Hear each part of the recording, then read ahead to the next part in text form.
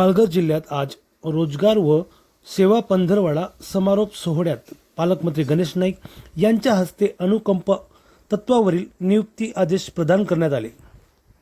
लोकशाहीर आत्माराम पाटील सभागृहात झालेल्या या कार्यक्रमात प्रातिनिधिक स्वरूपात जिल्हा परिषदेच्या 6 जणांना नियुक्ती आदेश देण्यात आले।